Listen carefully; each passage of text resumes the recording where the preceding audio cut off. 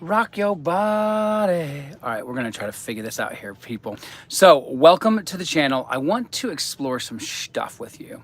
Okay. Let me see. What I do want to dive into today is identity, but this is an identity like how we've dove into it before.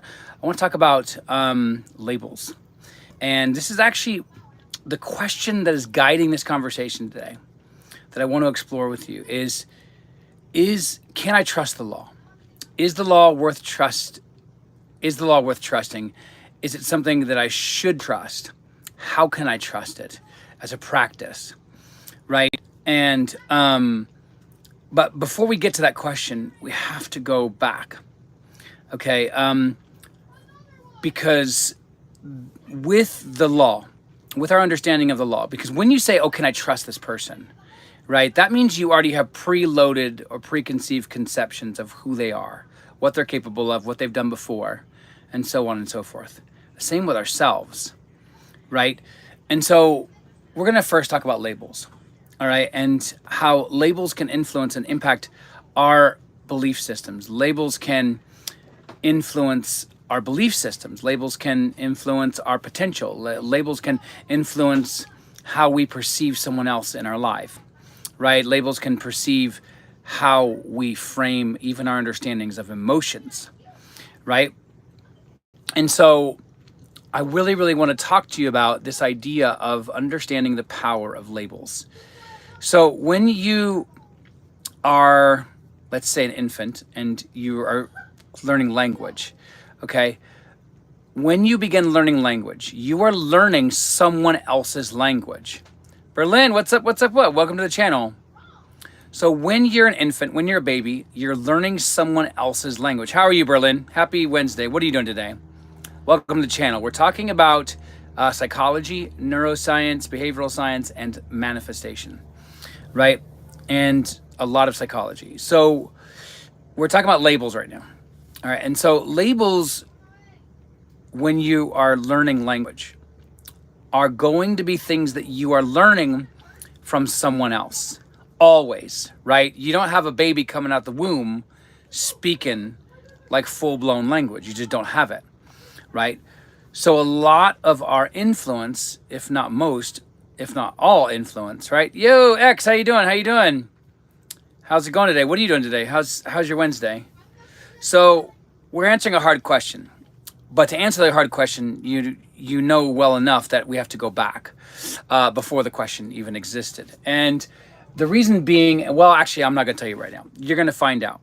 But, and again, the tip for today, the NLP tip for today is reframing, right? But like basically, when you understand the impact of language, right? And when you're an infant and you're learning language, you're learning someone else's language. You're learning someone else's language with the baggage of that language. So when you're an infant and you're growing up and you're about 2, 3, whatever, and you start forming words, you start forming languages, you start forming, by the way, you haven't formed values about these words. You've just formed someone else's values behind those words. Meaning whoever's teaching you how to speak, they already have their loaded baggage around that language, okay? So whatever it is, if they're teaching the word God, then they have their own preconceived notions of what that word means. If they're teaching you about love, preconceived notions around what that is. Money, house, car, everything. Okay? So again, the main question guiding this, if you just came in, and welcome, say hello, is can I trust the law? And how can I trust the law? And is the law itself something to be trusted? Right? But to understand that, you have to understand the impact of language. And so when you are coming into this realization that your language, when you enter this sphere called Earth, right? When you enter this thing called life, whatever you want to call this, you're always, and I mean Heidegger, the philosopher, has this great term, and he says, you know, all humans are thrown, or there's like a thrownness, as in throw, like throw the ball, not like a throne as in a king and queen sitting on a throne, but like thrown, a thrownness, like there's a thrownness to what we are. We're thrown into the world. Why and how? Well, because we don't have a choice. Like basically you're born and you're in the world, and you're participating in it, whether you want to participate in not, right? A long time ago, top five. You should actually see my profile on datingprisoners.com. But thank you for joining. So basically, when you understand language impacts you, and the labels that you believe and the labels that you accept, right, are things that you had no power over initially, is that you are not entering into life with just language and then you get to play with language. No, you're entering into life with someone else's language, their choices, their value systems, and their identities and ideas behind those languages, right? Hey, my friends, Unko, what's up? Salute. And again, if you guys can just tap like up there, that actually helps get it out as well. And so welcome from Serbia. And so again, yes, and I'm saying yes to what you just wrote, X, is, and I'm going to come back to that. And so what I want you to grasp is that your language and your definitions are not your own. So then you now have the baggage of someone else's language called parents or caretakers or a trash can. I have no idea. But like whatever you're raised in and raised by, right? I'm kind of kidding, obviously. But what I'm saying is that you have to realize you have a value system that has been given to you until you get to the age of awareness, which is like, I mean, they used to think that the age of like awareness was 11, 10, whatever, right? Whenever that is, because I think it's different for every person. And psychology argues over when that is anyways, is, you begin to think, wait a minute, I don't agree with this. Like, okay, I've been taught that love is a certain way, but because I've seen it done differently, I don't believe that it's this way, right? And so you begin challenging it, you begin questioning it. So that's your deconstruction stage, right? So that's your deconstruction stage, which means you're kind of tearing down old ideologies, old ideas, old value systems that maybe your parents, maybe your pastors, maybe your best friends, whatever it is, wherever all of your influence has come from, that is who you are right now, okay? And so, and there's a little piece of information that's quite cool. I'm not going to talk about it today. But there was some research I was doing yesterday, and apparently the future can influence the past, right? And that's something from quantum theory, but not just there, but also from the physical, like from physics in general. But we're going to come back to that. So in my opinion, you cannot just observe your life and compare it to your beliefs and thoughts. You will notice a correlation, maybe even a causation. Yeah, and I mean, the other thing is, and I'm sure you know this, that you can't always assume that there's a correlation and a causation just because there is a correlation, right? You know what I mean? And so does that make sense? I mean, like, basically, sorry, I'm doing housekeeping. And so what I want you to realize is that your belief system, up until you get to the age of awareness, is never yours. It's never yours. I don't care how smart you are. I don't care if you're Einstein. I don't care whatever it is, right? And so I would like to encourage you to realize, doing more housekeeping, recognize that, language is the first and foremost creator of your experience. Always. There never will not be that, because you're still using language even when you go in and you're imagining from the first person, right? Does that make sense? And so even when you're creating and manifesting, you're manifesting from the first person. But that first person is still this being that has labels, okay? And if you trust those labels, you will not grow. Meaning you must always be willing in a state of change, to be in a state of change. And Neville kind of says this in many, many different ways. He talks about habits, right? And he talks about how people, that the imagination follows habit, okay? Right? And so what that means, what he's trying to say is that wherever you find meaning, meaning wherever you give things meaning, right? That's where you're going to find your experiences, right? But here's where I'm actually going a step like prior to Neville, which is, hey, not only your meaning, but your meaning originates in language. Your meaning originates in your childhood.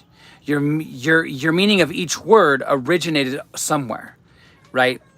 And so whatever you believe and accept as true right now is what you think and have been taught and conditioned to be true of whatever your experience is now. Are you with me? And so the reason why that's important as we come to this point of can I trust the law is because if you trust language, it will always fail you. Okay? And so why? Because meaning changes. Meaning is constantly changing. Whether you see it or not, whether you agree to that or not, whatever it is, meaning is constantly changing. I mean, look at what we're able to talk about today that we weren't able to talk about 50 years ago. But vice versa, look at what we're not able to talk about today that we weren't able to talk about 50 years ago. Why? Because language is always changing. So therefore, we must always be in a state of change, right? The problem is people think of the law and they think it's something that shouldn't ever change. Why? So then why is the law not trustworthy? Let me say it this way. A lot of people, because I literally just read some article today like, oh, is the law worth it?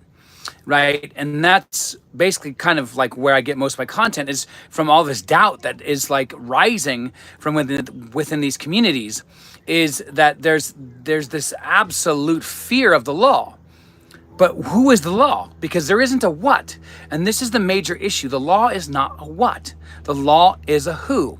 Even Neville says that the imagination is a person. Now you could read this two ways, because he says that God and Jesus are the imagination, and that obviously Jesus and God are states, right? So then who is the person? Because if he's saying Jesus isn't the person, but Jesus is the pattern, right, of your thoughts, for example, well then who's the person? You are. You are the person that is creating the pattern that you're living through here, right?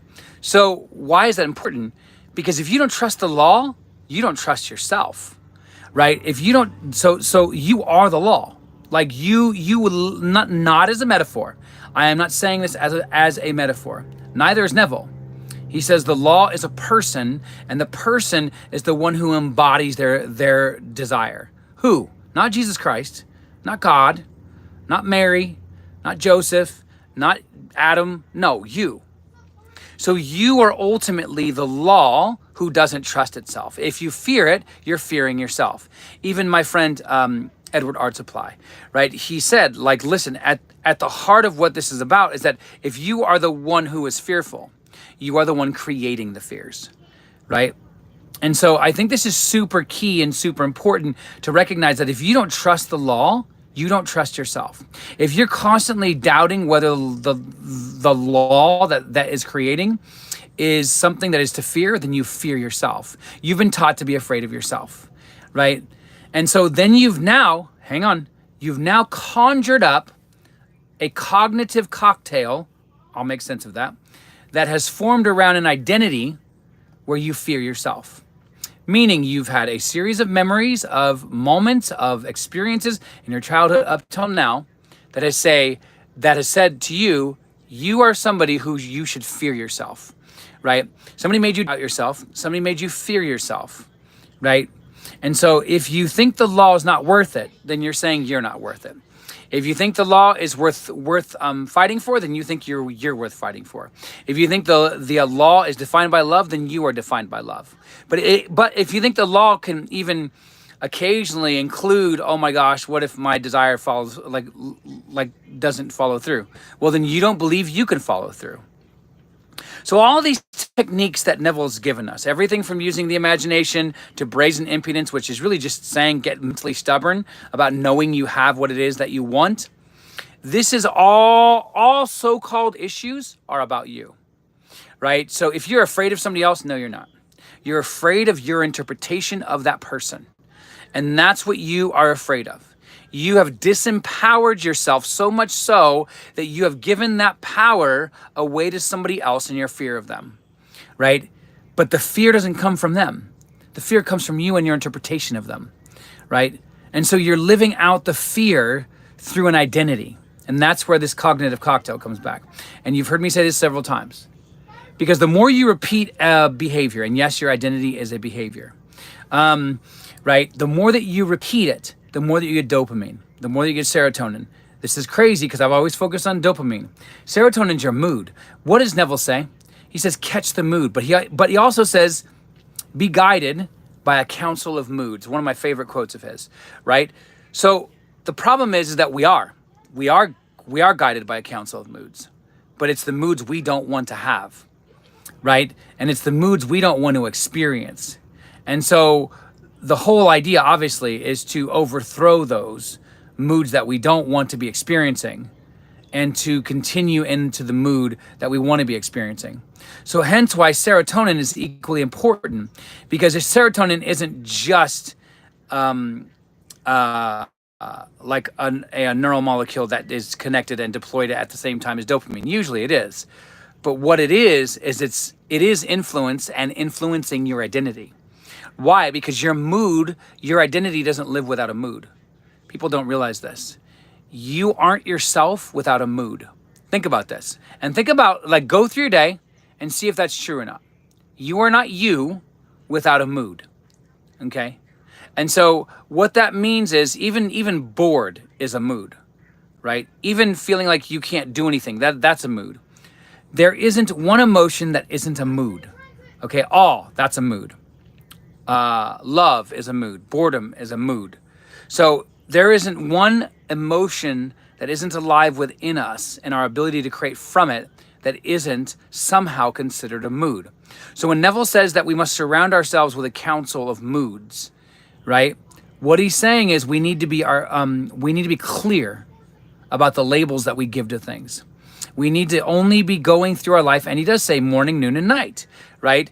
And so yes, when you get up in the morning, what's your mood? When you're brushing your teeth, what's your mood? When you're eating food, what's your mood? When you're getting ready for work, what's your mood? When you're getting dressed for work, what's your mood? When you're driving to work, what's your mood, right? All of this kind of stuff is super key and super important, because you have to understand that you are always giving a mood to something.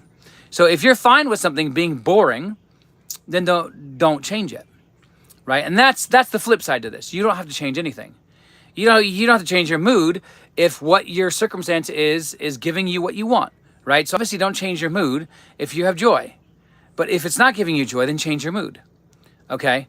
And I know that's common sense, but for most people, that's hard because they hear that the mood is difficult. So when people are coming to me, or they're even writing articles and saying, is the law trustworthy?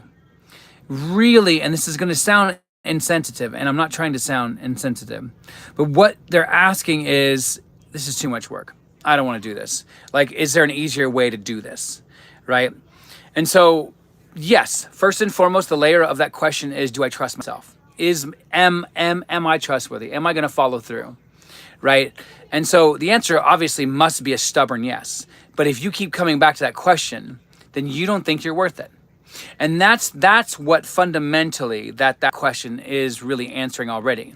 Once you ask that question, you've already answered it, because it's predicated or assumed upon that you must somehow be worth something for the law to work. And you actually can find your worth in the law. Meaning the more that you repeat it and use it and find substance in it, you become the person that you want to be. But you must find that you are worthy. You must find that you are loved. You must find that you are celebrated. You must find that you have the power, and not giving it away to belief systems, to old memories, to future fears, all of this kind of stuff, right? And so you must participate in the active process of giving mood to whatever it is that you want to show up in your world, right? And so again, as I close, this is a shorter one, right? As I close, you must be participating every second of every day, right? And so what kind of moods are you giving things? Because the mood will determine your identity. The mood will determine your set of reactions. The mood will determine your destiny, okay? And so how do you form a good mood? Let's end with this. Well, and I've used this before, and this is from NLP. And this is called the circle of excellence. What you could do is you can create a circle in your mind. This is what you do with your imagination. Create a circle, right? Close your eyes. Create a circle, a glowing circle. On the outside, choose a color of your choice, right? And that's like a bright circle. It could be golden. It could be purple. It could be blue, whatever it is. I could be blue. I could be purple.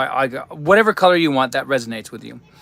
That's the outside of the circle, and that's glowing, okay? That's important. So then in the middle of this circle, it's kind of like a well almost, and you're dropping things in. So this is, and choose three to five moods, like happiness, joy, anticipation, adventure, whatever it is, right? Because everything that we think of is a mood. So throw it in there. You see it kind of plop down into this kind of like almost portal like well. And then what you do is you actually step into that well mentally while you're doing this from the first person, right? And then when you give a knob that shows up on your lower right of the screen, that's to intensify the color. And then another knob on the lower right of the screen that intensifies the emotions, all five of them at the same time, right? And this takes practice. But then while you're doing that, while you're intensifying it, visually see or feel all those moods that you want to be feeling coming up through your feet, coming up and feeling that mood and that color coming through your body, right? And that's how you start being able to create and control and guide moods, right? Because that's also how you begin trusting the law, is you trust yourself. But how do you trust yourself? Well, just like any other person, you have to spend time with that person. So you have to spend time with yourself, spend time with your inner self, which is your soul or God or love or whatever, right? Every day, spend time with it. Christians call it like quiet time. You call it whatever you want, right? It doesn't have to be religious. And you spend time doing that. But then you also spend time with learning how to orchestrate and guide moods. Neville says this takes work, right? But you deserve that. And so my answer to your question as we're ending today is the law worth it? 100%. But what you're asking is, am I worth it? And yes, I would still answer the same. Yes, 100%, you are worth it. So I hope this was helpful today. It was a little bit of a shorter one, but I wanted to jump on, give you some knowledge here. Hopefully it was helpful. Get in touch if you're looking for coaching. Join the Discord. It's free. There's a link on my bio. If you can't get in, let me know. There's also an email there. So much love to you all. Please be safe in the world, and I hope you're manifesting amazing things. Talk to you soon.